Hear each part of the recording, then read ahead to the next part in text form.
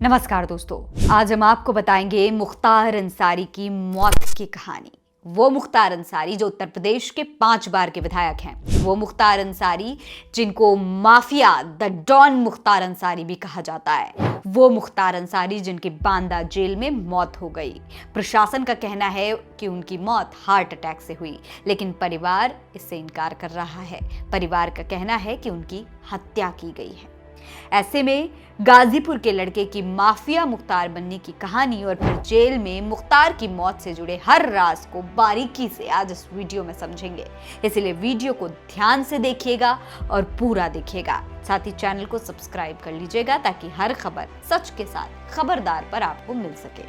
दोस्तों, मुख्तार अंसारी की पहचान कुछ इस तरह की जाती है। लंबी मूछें, लंबा कद, सफेद कपड़े, हंसते तो खुलकर हंसते, दहाड़ते तो बड़े बड़े कांप जाते और चलने में अकड़ होती। एक खानदानी घर के लड़के मुख्तार को संगत, परिवेश और बेरोजगारों की फौज ने बड़ा बनाया। मुख्तार अंसारी का जन्म 3 जून 1963 को गाजीपुर जिले के मोहम्मदाबाद में हुआ था।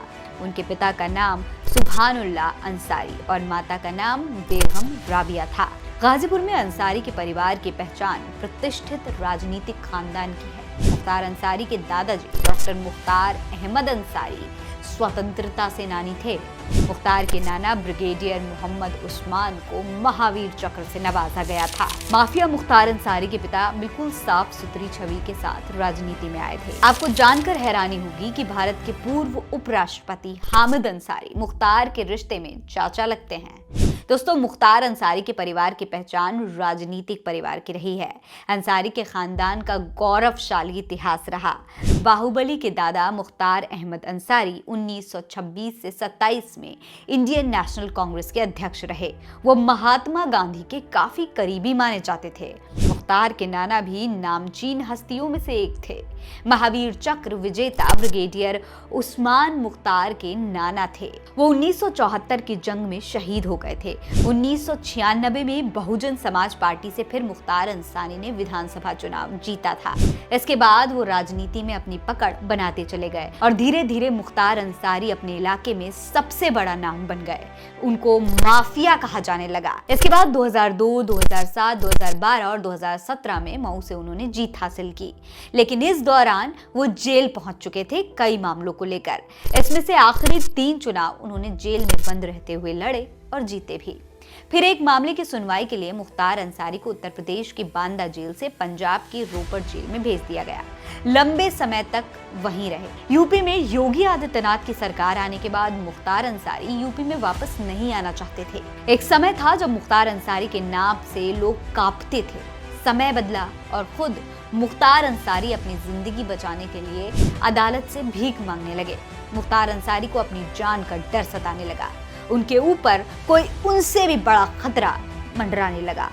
खौफ इस कदर था कि उन्हें अदालत में जज के सामने ये तक कहना पड़ा कि हमारी हत्या हो सकती है। अपने पिता मुख्तार की जिंदगी बचाने के लिए उनके बेटे उमर अंसारी ने सुप्रीम कोर्ट के सामने गुहार लगाई।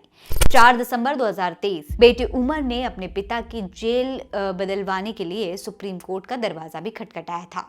उस समय अंसारी यूपी के बांदा जेल में बंद किए गए थे। उमर अंसारी ने सुप्रीम कोर्ट में दायर याचिका में कहा था कि उनके पिता को जेल में खतरा है।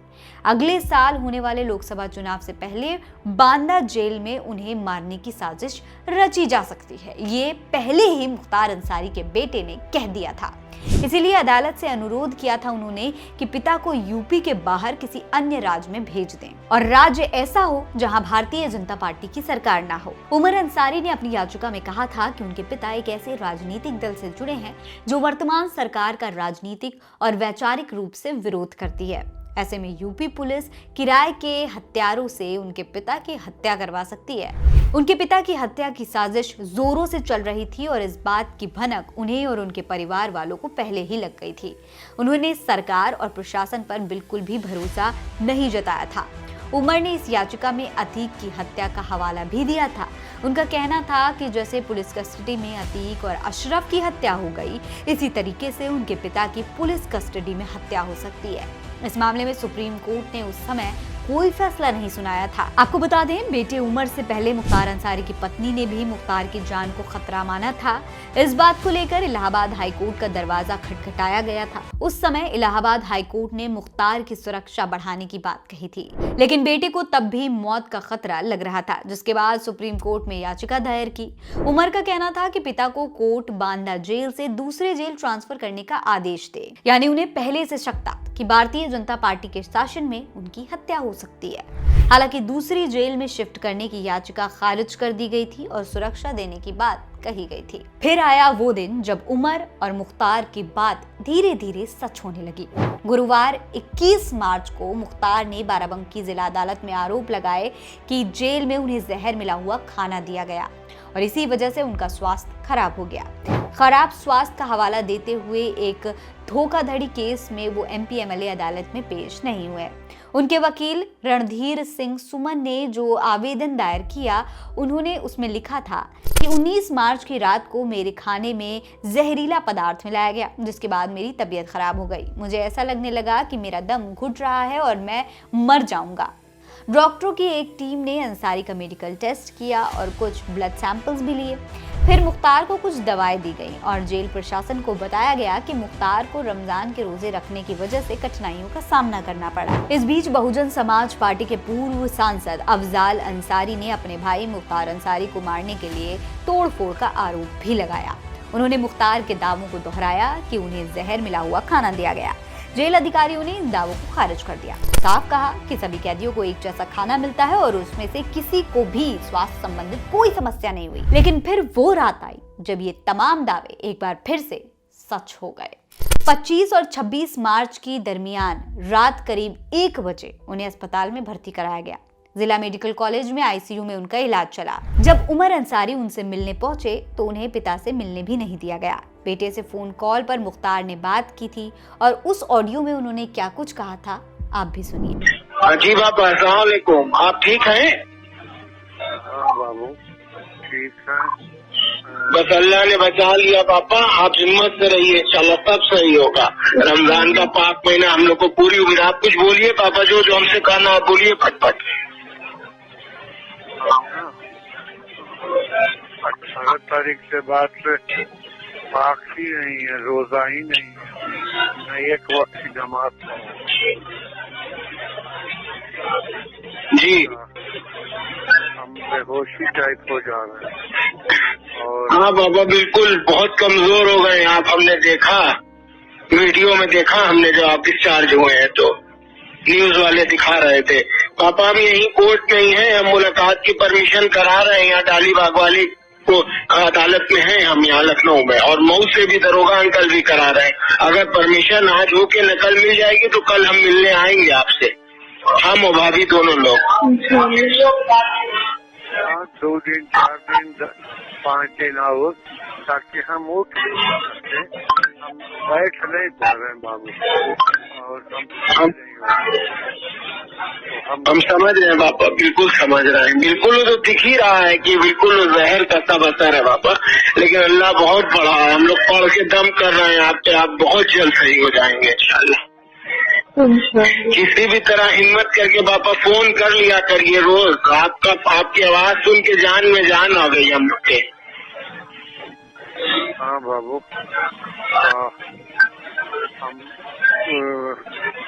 अल्लाह अगर जिंदा कभी रखे होगा तो रूह रहेगी, और तो बॉडी तो चली जाएगी। बिल्कुल रहेगी पापा इंशाअल्लाह, बिल्कुल। अभी अल्लाह ताला हम लोग को हज कराएंगे एक साथ, हज उम्रा सब कराएंगे। आप बिल्कुल हिम्मत से रहिए, आपसे ज्यादा हिम्मत किसके पास है, अशरफुल मखलूकात हैं पापा। और आप, हमें पता है कि आप बहुत हिम्मत से हैं, कोई और रहता तो अब तक मर गया होता पापा। आप बहुत हिम्मत से हैं। हाँ चलो, देखो बॉडी कंट्रोल नहीं हो पा रही, मतलब व्हील चेयर पे आए हैं और व्हील चेयर में खड़े नहीं हो सकते। हम अभी जी पापा, हम अभी आपकी रिपोर्ट तलब कराने के लिए भी एप्लीकेशन डलवाया है यहाँ कोर्ट में। सब जल्दी बेहतर होगा पापा। आप केसी पे कोशिश किया करिए कि आके अपनी सब बात जब आपसे कहिए पापा हर जगह। कहा नहीं तो फ्लैट नहीं है, आज आए थे ना तो फिर आए थे तो बेहोश हो गए। हाँ पापा। पापा वॉशरूम हो रहा है कि नहीं हो रहा है, लूज मोशन हो रहा है कि एकदम हो ही नहीं रहा बात को? नहीं 10 दिन से न मोशन हुआ ही नहीं, कुछ हुआ ही नहीं। वीसी पे बात हुई थी यहाँ लखनऊ पेशी पे हम आए हुए हैं कचहरी में, यहाँ वीसी पर वीडियो कॉन्फ्रेंसिंग पे बात हुई है भैया से मेरी। वो ठीक है, बस आप ही के लिए परेशान है, भाभी मिल के भी उससे आ जाएंगे। बस वो वही 2 दिन 3 दिन रुका करे, थोड़ा बच्ची तो खर्च भी कम लगेगा करना। जी पापा, आप बस हिम्मत रखिए और हम लोग जल्दी मिलने आएंगे आपसे।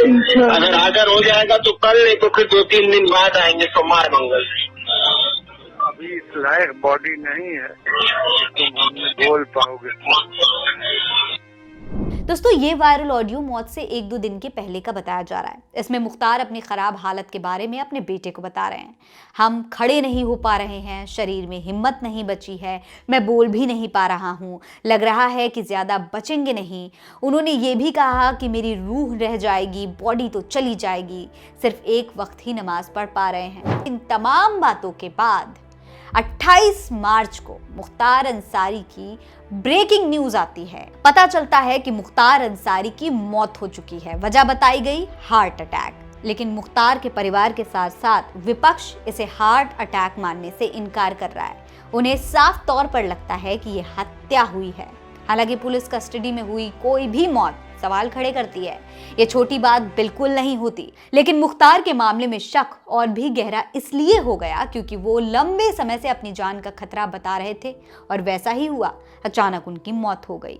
अब एमपी एमएलए कोर्ट ने इस मामले में जांच के आदेश दिए हैं और मुख्तार का परिवार भी सुप्रीम कोर्ट तक जाने की बात कर रहा है।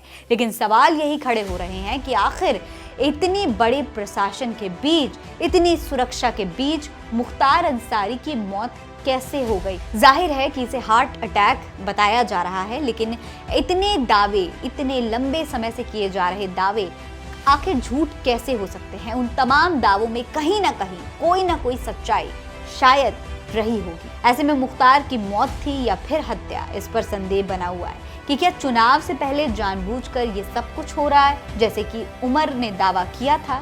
क्या इसके पीछे ध्रुवीकरण की राजनीति हो सकती है? क्या ये मौत नहीं हत्या है? आपको क्या लगता है? अपनी राय हमें कमेंट सेक्शन में लिखकर बताइए। नमस्कार।